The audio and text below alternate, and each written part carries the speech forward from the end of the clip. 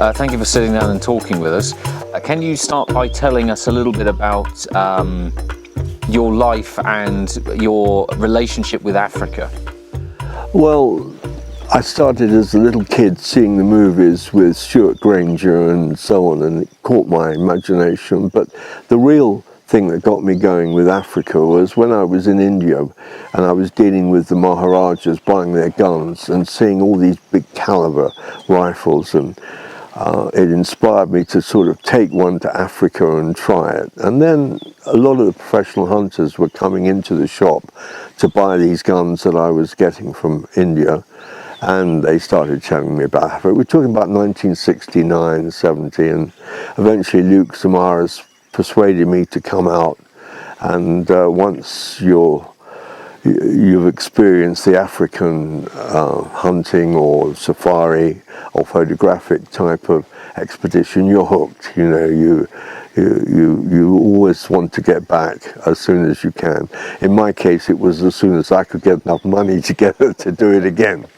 But I was really hooked, and being a gun maker and being involved with heavy caliber rifles, the whole romance of Africa in the old days, and we're going back 50 years when climates were a little different as far as hunting was concerned. And Africa, of course, was a lot cheaper to be able to hunt in or travel or do. You know, I did quite a lot of photography in those days as well, which I'd come back to England and say, look at this picture, and we'd go, oh, wow. Today, of course, they just pull out their cameras, I got all that, you know.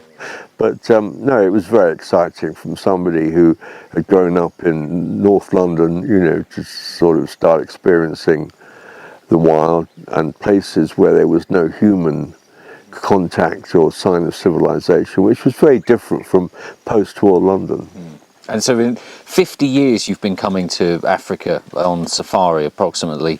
How do you feel about conservation and how important it is to this place?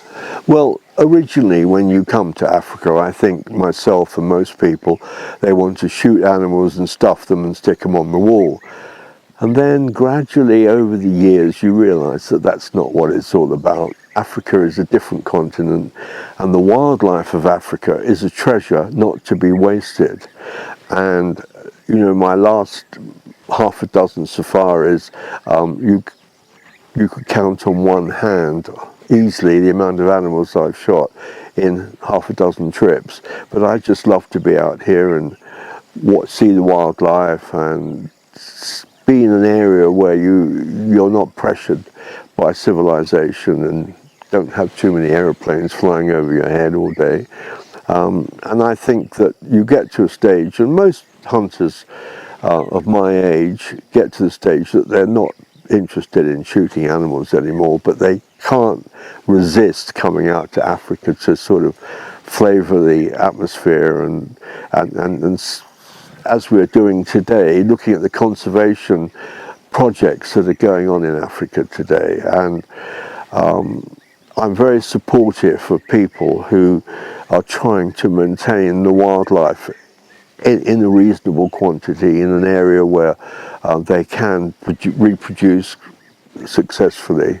And this particular project we're involved in at the moment shows how success can be achieved if you've got the will to do it. Thank you, Paul.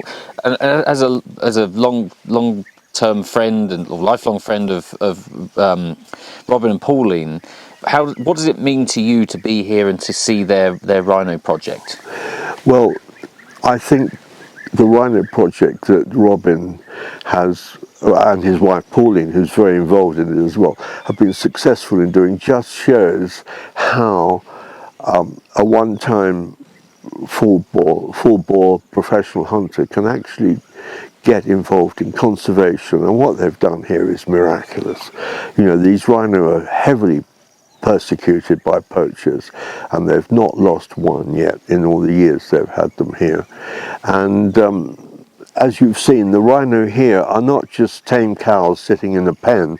I mean, these rhino are free, and if you get too close to one or two of them, they're still proper wild animals, and it's lovely to see.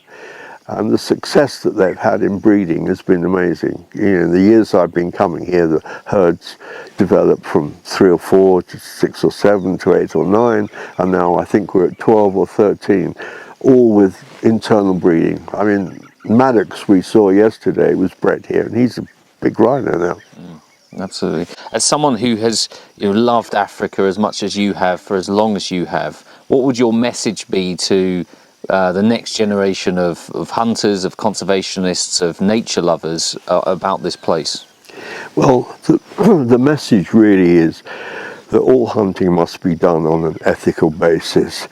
If anybody is interested in hunting, and a lot of younger people are, they must always realise that whatever they do must be on a fair chase ethical basis, and that will help the continuity of hunting, which is the major conservation tool for African wild animals. If you step off the legal line, or you do things that are unethical or over exceed the sort of numbers of animals that should be taken, that is the Achilles heel that must be avoided at all costs. And I think that there's good hunting to be done in a manner that doesn't affect the volume of game, and in fact can improve it if you do it correctly. I mean, in areas where there's too many lions, they're killing the other animals, you've got to get a balance, and so hunting can be part of that system. And of course finance to keep these vast areas going and successful. You need staff and you need financial support, which hunting and photography can supply. I think we should discuss the recent half century of Rigby's, and how in the mid-70s I had ordered rifles from them in the early 70s, which I was very unhappy with. Always been a fan of their products, the pre-war stuff especially, and I got involved in Rigby's production in about 1975, so we go back that far. And then by 1982 I bought the company and worked at improving all the problems we had. And then when you and I got together, you started bringing in some of the technical innovations that were necessary, and eventually you were able to take over the company and run it completely. And between the two of us, we've pretty well been involved in Rigby's for the last 50 years. It doesn't seem possible, but it's true. Yeah, especially at 34 years old. Yeah. But no, I mean, it's not lost on me, Paul, the immense privilege I enjoyed being able to work under you and to learn from you. And, I've always said to anyone who listens that Paul Roberts is the #1 encyclopedia on best of British guns. So to have had that opportunity to learn from you, it was very special. Well, what I think was to your advantage and the asset was that when I was involved in explaining things to you, you absolutely switched on, got the message, and that encouraged me to try and give you whatever knowledge I had. Whereas other times I've explained things to people and they've gone in one ear and out the other, whereas you absorbed all that knowledge instantly, virtually instantly. But you were very lucky too, because your father had given you quite a lot of rifle involvement from his hunting and stalking background. So you hit the ground running, if you know what I mean. I mean, I think that's the thing that really excited me in those early days working for you, was the fact that you were this legendary hunter. You still are this legendary hunter, and that our guns and rifles that we were making were being made by people and under people who had used them, and that wasn't always the case at some of the other gun making houses. Well, I was very lucky because I had managed to get into the Indian marketing scene and found all these wonderful rifles that were in India, and so that encouraged me to get involved in big game rifles. And we had to do so much work on the Indian stuff when it came in, rebarreling, reboring, restocking. It got me into manufacturing, whether I liked it or not. But it was a great experience seeing these vast armories, 6, 7, 8, 10 Holland Royals, Rigby's in 6 or 7 calibers, and it was a big boost to my interest, and that was reflected really in the later Rigby productions. I mean, the stuff you made some of it is very Maharaja influenced and has the appeal that it had in the old days. Yeah. It's interesting. A lot of people ask me, or say, how lucky I was to have learnt from you and to draw on all of your experiences of India, buying the guns from the Maharajas, dealing in the UK and your African hunting. And even now, as the managing director of Rigby's, I say to people, it didn't end when I left Paul. Yes. I still phone Paul once a week saying, we've got this, interesting caliber in, or can you just confirm to me what the distance between sensors should be on a 416 double? We talk about the Bhopal barrels. What are these for? And all that. Yeah. Absolutely. And you've been so generous with your knowledge, and I think it's also really important to mention here that it's not just my own journey, through Rigby's. That you've really given a huge number of youngsters a start in your career. And I remember you once saying to me, I'd asked, where are all these people that work for you? And you said, simple, they're running the gun trade. Yes, one's at Purdy's, one's at Hollands, one's at Westley's. Yeah. But the thing was, Mark, that to give knowledge to somebody who absorbs it and makes use of it is very encouraging to give the knowledge that you've got. When somebody is not using that knowledge to their advantage, it sort of clams you up, but because you grasped the stuff so quickly, it was very obvious to me that I wasn't wasting my time in explaining anything that I ever explained. I didn't have to explain too much to you. You pretty well got it pretty quick. And I'm very proud of what you've achieved. You've put these sort of guns back in the hands of the people that want them, whereas they were unaffordable at one time. We couldn't make these guns at an affordable price until you really got the manufacturing organised. And these two particular guns we've got here, any serious hunter or gun enthusiast can have to save up maybe, but they are affordable. They don't have that cut-off amount of cost that prevents people from aspiring to them. And at the same time, you've achieved a real Rigby rifle. It's not a phony copy, it's the real thing. And you've achieved it at a price that people can look at and say that's affordable. A lot of wealthy people as well will look at these guns and say these are good value for money guns. They could perhaps afford something a lot more expensive, but when they see these guns, and they are people that are going to use them, they say these are the guns we want, and these are the guns that we can use without feeling that our investment is going down the drain. Yeah.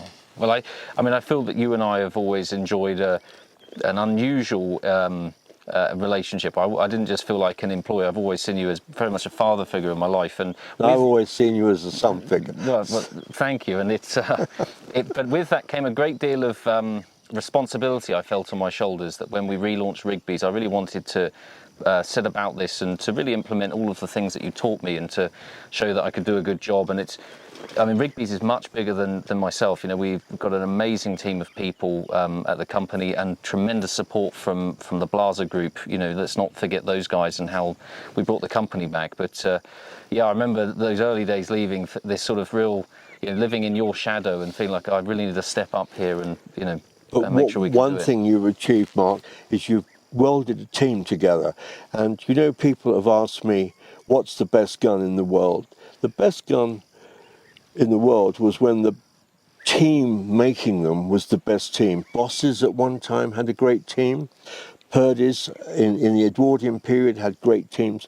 And you've achieved with Rigby's that great team. And then you can make great guns. But without the team, it's not easy. I had a good team in my days with Rigby's. We had some good people, but we never quite got to the stage of having enough highly trained people to put the production, to turn the volume up. We made 64 Rigby's one year, which was the most we ever made in a year, but compared to the years before me, we were talking about 5, 6, 3, so we got it up to that point, and then you've taken that and put it to the level where it has to be today. You can't run a firm like Rigby's even on 64 guns a year, and you put the volume up to that amount a month now. So it's a great achievement. Well done. No, thank you. And Paul, one last question. As someone who's been so heavily associated with Rigby for so many years, what would your advice be for the company in the future, going in deeper into the 21st century? The future of the gun trade, hunting, shooting, is a little uncertain.